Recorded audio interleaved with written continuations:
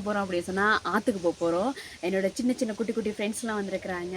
இந்த உலகையும் நீங்கள் சூப்பராக என்ஜாய் பண்ணி பார்க்க போகிறீங்க. என்னோட இந்த பார்த்தீங்களா ஆரம்பமே.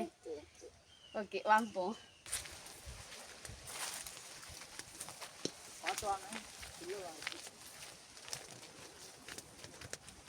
ஃபாஸ்டா போறடா தம்பி. ஃபாஸ்டா தான் போடுங்க பாருங்க, இன்னும் அட்டை கடிக்கும்.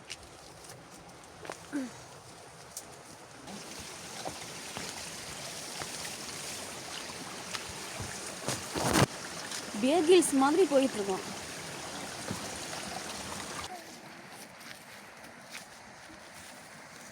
பார்த்தீங்களா இந்த இடம்லாம் இப்போ தான் காடாக இருக்குது.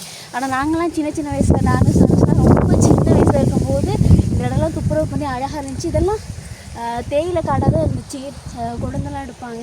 ஆனால் இப்போ வந்து யாருமே பராமரிக்கிறது இல்லாதனால இந்த இடங்கள் எல்லாமே வந்து காடு மண்டி போய் கிடக்கு.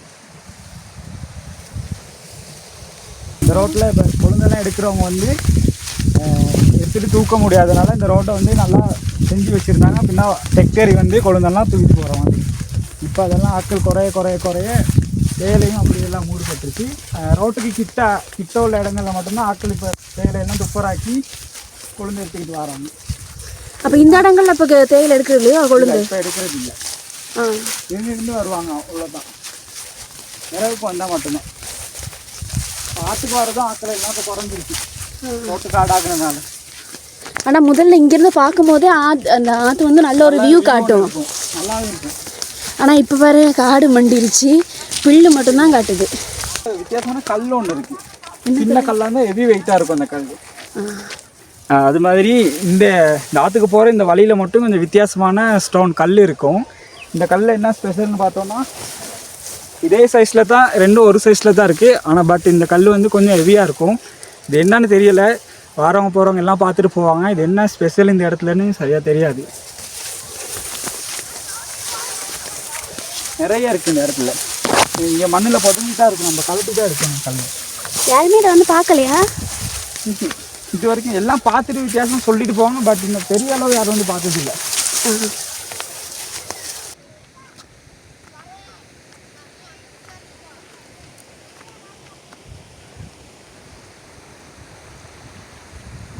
ஸ்பெஷல்னு பார்த்தீங்கன்னா நம்ம ஊர்லேருந்து வர சின்னவங்க குளிக்கிற ஸ்பேஸாக தான் இது இருக்கும். இது வந்து கொஞ்சம் ஆழம் குறவாக இருக்கும். இந்த இடத்துல தான் வந்து காமெடிக்கு குடி விடுறது, இந்த சாமி விஷயங்கள்லாம் இந்த பிளேஸில் தான் செய்வாங்க. இந்த பிளேஸ்க்கு கொஞ்சம் பண்ணியை பார்த்தோன்னா கொஞ்சம் ஆழமான பிளேஸ் இருக்குது. அது பேர் சொல்லுவாங்க கண்ணியமாக கிடங்குன்னு சொல்லுவாங்க. அதில் நிறைய கல்லை போட்டு ஆழத்தை குறைச்சி வச்சுருக்காங்க. வேறு இல்லை, பெருசாக குளிக்கிறது இல்லை. ஆனால் அதுக்குள்ளுக்கு ஏதோ கதை ஒன்று சொல்லுவாங்க தானே, 7 கன்னிகள் இருக்கு அப்படி இப்படின்னு சொல்கிறாங்க. அது உண்மையாக போயான்னு தெரியலை. அதை தான் நான் சொன்ன கண்ணியம்மை கிடங்கு. இதில் வந்து பார்த்தீங்கன்னா பாருங்கள், முந்தி வந்து நல்லா ஆழமாக இருந்துச்சு. நான் சின்ன காலத்தில் இருக்கும்போது நான் பார்த்துருக்கேன், நல்லா ஆழமாக இருந்துச்சு. இப்போ வரவங்கெல்லாம் கல்லை போட்டு இதை மூடி ஓரளவுக்கு ஆழம் குறவாக இருக்குது. இதில் என்னென்னா பெருசாக யாரும் குளிக்க மாட்டாங்க. தண்ணி வந்து இதால் வந்து போகிறதுக்கு வந்து குறவா. இந்த தண்ணி இந்த இடத்துல அப்படியே தேங்கி இருக்கனால ஸ்கின் ப்ராப்ளம் வரனால அப்படியே யாரும் குளிக்காமல் வச்சுருக்காங்க. இதெல்லாம் சின்ன கட்டுக்கதை இருக்குது, அது உண்மையாக போயான்னு தெரியல. 7 கன்னிகள் இருக்காங்க அப்படின்னு தாத்தாமாருங்க பாட்டிமாருங்கெல்லாம் சொல்லிடுவாங்க. ஆனால் சரியாக அது கட்டுக்கதையே உண்மையாங்கிறது தெரியாது. இது இந்த இடம் தான் அந்த சின்னவங்க வந்து குளிக்கிறது அந்த மாதிரி இடம். இதில் வந்து இந்த இடத்த பார்த்தீங்கன்னா ஆழம் பெருசாக இருக்காது, முழங்கால் அளவு அந்த அளவு தான் இருக்கும். இந்த இடத்துல தான் காமெடிக்கு குடி விடுறது, கோயில் விஷயம் குடி விடுறது எல்லாம் இங்கே தான் வந்து செய்வாங்க. எனக்கு தெரிய காமெடிக்கு மட்டும்தான் இந்த இடத்துல இந்த பிளேஸில் மட்டும்தான் வச்சு குடி விடுற வேலையெல்லாம் செய்வாங்க. ஏன்னா இந்த இடம் கொஞ்சம் ஆழம் குறவாக இருக்கும். இங்கே தான் ஸ்கூல் போகிறதுலேருந்து சின்னவங்க எல்லாமே இங்கே தான் வந்து குளிப்பாங்க.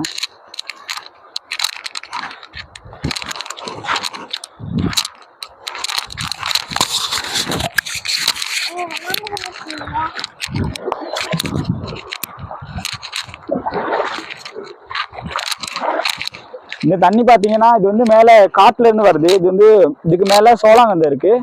சோளாங்கந்தைக்கு மேலே அடர்ந்த காடுகள் தான் இருக்குது. அங்கேருந்து இயற்கை ஊத்தால வர்றது தண்ணி. இது நல்லா சுத்தமான தண்ணி. சோளாங்கந்தையிலேருந்து அந்த ஆற்றுல உள்ள தண்ணி தான் இது. இப்போ கொஞ்சம் வெயில் காலனால தண்ணி குறவாக இருக்குது. இதே மழை வந்தால் வெள்ளம் வந்துடும். அங்கே அந்த ஏரியா ஃபுல்லாக கவர் ஆகி தான் வரும். வெள்ளை காலங்களில் வந்து பெருசாக ஆட்கள் வந்து ஆற்றுக்கு வர மாட்டாங்க. அடுத்து பார்த்தோம்னா இது மெயின் ஏரியாவுக்கு இப்போ நம்ம போக போகிறோம். வர எல்லாமே எல்லாமே வந்து குளிக்கிற இடம் வந்து பனியாக அந்த பிளேஸில் தான் இருக்குது. கொஞ்சம் கவனமாக தான் வரணும், வழுக்கும் இந்த இடம்.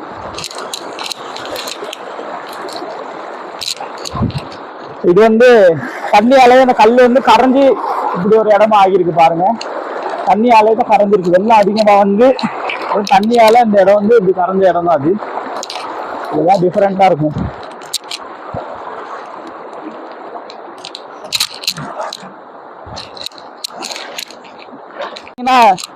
இந்த இடத்துல தான் சமைக்கிறவங்க வந்து இங்கே தான் சமைப்பாங்க. நாங்களும் இங்கே வந்து சமைச்சிருக்கோம். கோழிலாம் கொண்டு வந்து இங்கே எல்லாம் சமைச்சு சாப்பிட்டு குளிச்சுட்டு போகிற இடம். இங்கனைக்குள்ள வந்து லேசியா அதனால இங்கனைக்குள்ளே தான் அடுப்பெல்லாம் போட்டு சமைப்பாங்க. நான் சொன்ன இடம் அங்கே இருக்கு. நம்ம பிள்ளைங்க எல்லாம் குளிக்கிறாங்க. அந்த இடம் தான். ஹாய் गाइस,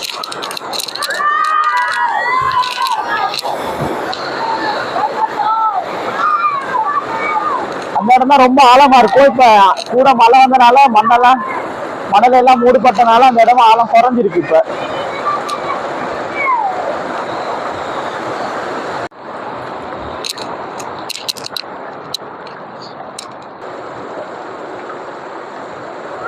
பாத்தீங்கன்னா நம்ம பிள்ளைங்க எல்லாம் ஆத்துக்கு வந்தா மொதல் வேலை வந்து இப்படி சாரை ஒன்று எடுத்து இந்த மாதிரி மீன் பிடிச்சிக்கிட்டு இருப்பாங்க.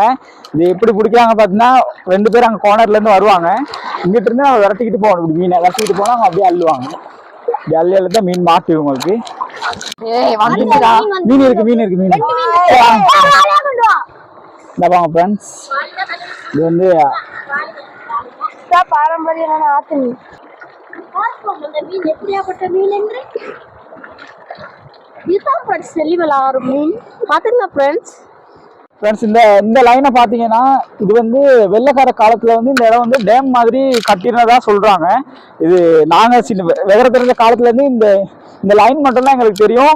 டேம் ஒன்று கட்டி இந்த தண்ணியை சேர்த்து வச்ச மாதிரி கதை ஒன்று போகுது, அது என்னன்னு தெரியல. அப்புறம் இங்கே ஸ்கூல் இருக்க இடத்துல வந்து மரங்கள், பெரிய பெரிய மரங்கள்லாம் வெட்டுறதுக்கு யானை கொண்டு வந்தாங்க. அந்த யானைகளை வந்து இங்கே தான் குளிப்பாட்டினதா தாத்தா மார்க பாட்டி மார்க சொல்கிறாங்க.